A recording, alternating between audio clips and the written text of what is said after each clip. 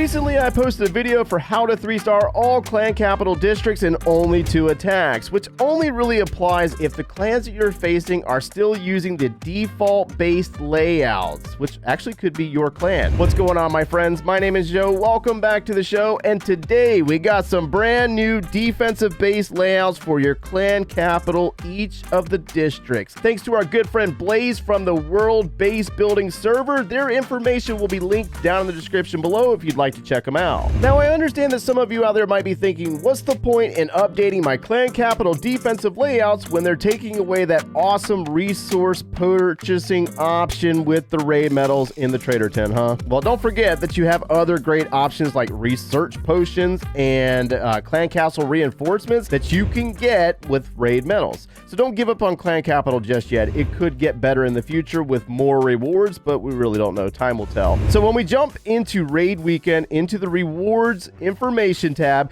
it says your clan earns raid medals by attacking and defending during raid weekends. If we skip down a little bit further, it says raid medals are also earned by how well your capital does on defense against other clans. So make sure to set up devious layouts to make your districts as hard as possible to defeat, which essentially means that you should get more raid medals if your clan is able to defend better than the default layouts. So we're in Paradox Elite, and when we look at some of these districts, they are still running the default layout. The Skeleton Park is default. When we jump up to the Peak, I think that is also default, but they are upgrading things along the way. Now, when we take a look at the current raid weekend, look at their defensive log, you'll notice that these top two clans did have a really hard time with 30 attacks and 27 attacks. But then when we scroll a little bit farther, you're going to see 20, 22, 21, 21. This means that a lot of the districts fell in about 2 attacks, which is actually really bad defensively. So we're going to jump over to Paradox Reloaded to show you the difference between these default layouts and the new bases.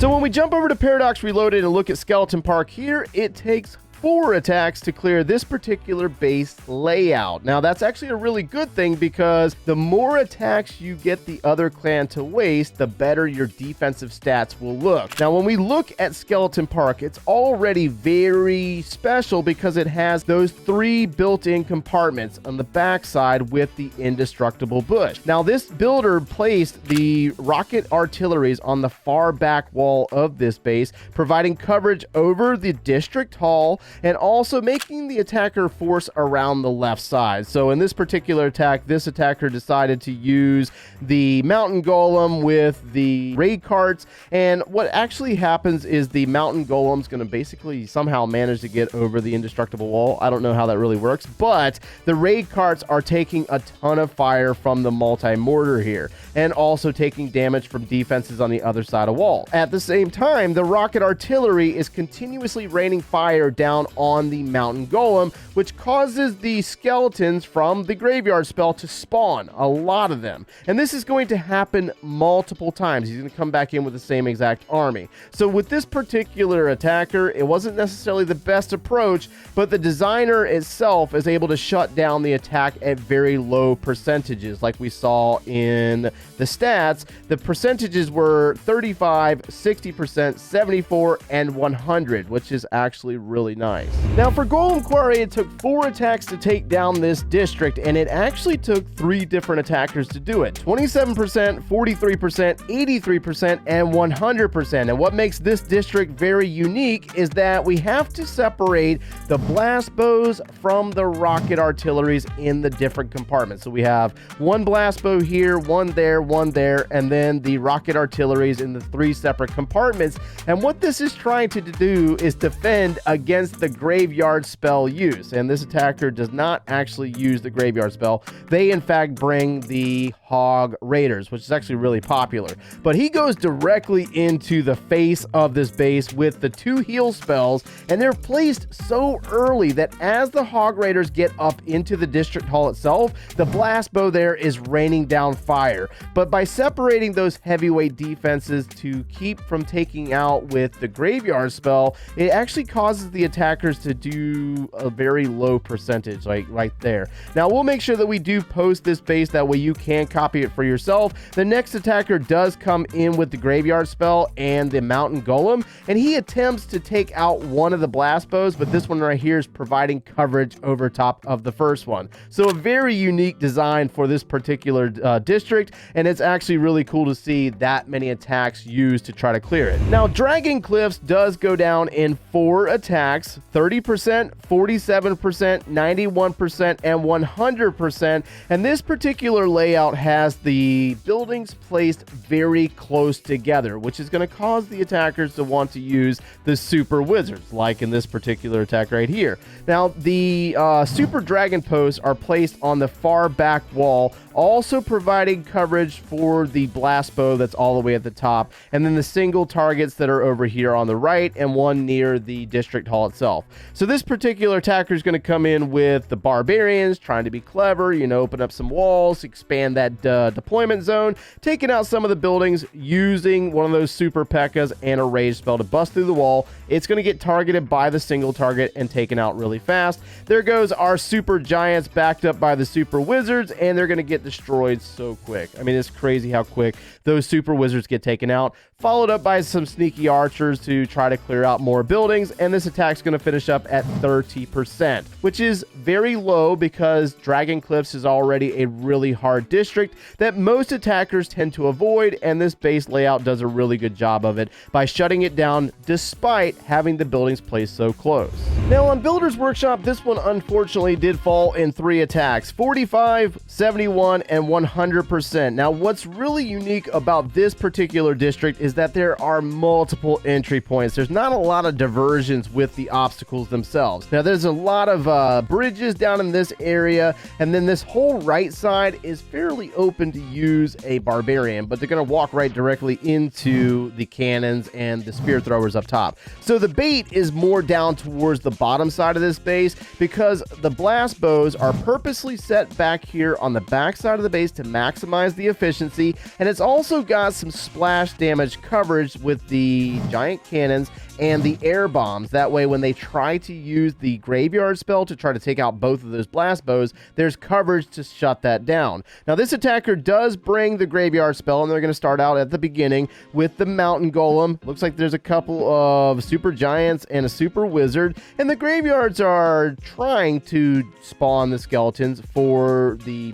from the Barbarians that are dying on the upper side of the base. The Mountain Golem is going to work deeper into this base, but it's being targeted by this giant cannon right here, essentially doing a ton of damage, and it's causing a lot of spawns to generate from the Graveyard Spells themselves, and they're unable to clear the giant's cannon itself. Going into the next attack, this attacker is going to bring the same exact army, and he's going to drop his Graveyard Spells on those giant cannons up top. So the Mountain Golem's going to continue to push with the Super Giants tanking out the first one, and you'll notice that the blast bows are taking out the skeletons spawned on the graveyards to kind of preserve the life of the giant cannon. So that's how this base actually works, and it did a pretty good job, but it's realistically just the design of the district itself. Balloon Lagoon also fell in 3 attacks, and when we look at this base, there's really not a lot of places to kind of divert, you know what I mean? Like, you notice that you can go around the outside of this lake, so the heavyweight defenses are placed in the far left corner of the base. Now, this attacker does come in with the triple Graveyard Spell and a bunch of rocket balloons, which is always really good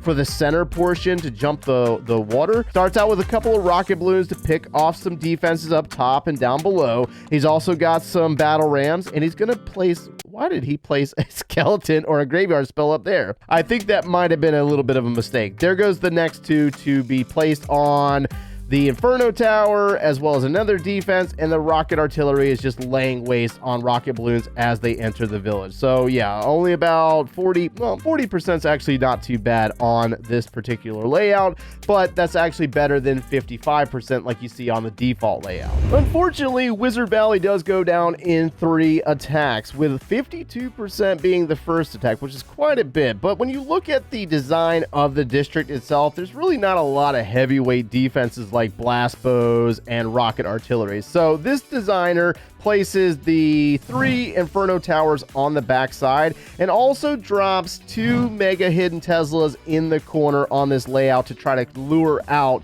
that 3rd or that 4th attack. So this attacker comes in with the Flying Fortress, is going to pick off a lot of buildings. There's not a lot of air defense coverage through here that's doing a ton of damage, but once that Inferno Tower locks on, it will take it down really fast. And the same thing applies on the opposite side, finishing out at exactly 52%. And then obviously at the 51%, the 2 Hidden Teslas are exposed, so he comes back in with the Flying Fortresses and does it again. So I mean, it's just one of the things with this particular district, it's really hard to defend with the limited amount of defenses to work with.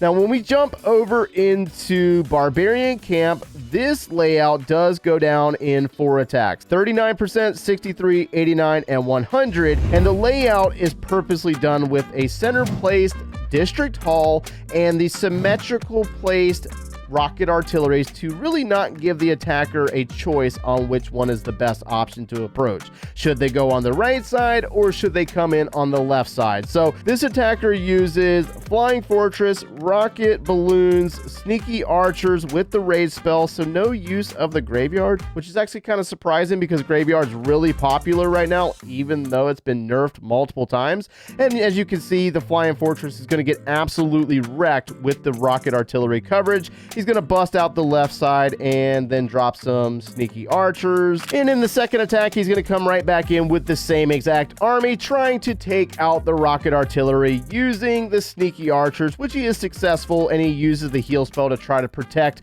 the Flying Fortress, but again, backed up by another rocket artillery to take out his Flying Fortress, and also taking out the rocket balloons in the process. District Hall does not go down in the second attack, which is going to cause them to go into a 3rd and a 4th attack. But we're going to go ahead and jump up into our Capital Peak. The Capital Peak took 5 attacks to clear, so that's a lot of attacks: 47%, 66, 74, 86, and 100. And the design itself has the District Hall, or the Capital Hall itself, all the way at the back of the map, surrounded by the blast bows as well as the rocket artilleries. This is actually kind of scary. This is the furthest away to slow down enemy troops. The big defense placements in the Infernos, bows, rockets are incredibly important, plus the destruction from the Capital Hall itself. So we have the Flying Fortress coming in on this one, getting roasted by the Inferno Towers as well as the fast-paced air defenses. And then he's got a couple of skeletons trying to bust open walls to get a little bit more percentage and open up that deployment zone. And so what actually happens here is he's going to get that deployment zone open, and when we go into our next attack, we have the same exact army again, but he's going to approach from the top side and try to loop around. He still has all those heavyweight defenses to deal with, so we got rocket artillery as well as the blast bow laying waste on those Flying Fortresses, sneaking in rocket balloons, and they're getting taken out, and they still don't even get in on the Capital Hall itself. It's still standing. So it goes into a 3rd attack, and he actually comes in with Super Dragons this time around, but he has to open up some walls in the process, dropping the rage for the rocket balloons, and the Super Dragons are going to get crushed by the Capital Peak. So yeah, I mean, either way, these are awesome designs. The only downside is that you have to manually build them yourself because unfortunately there are no links available for Clan Capital yet.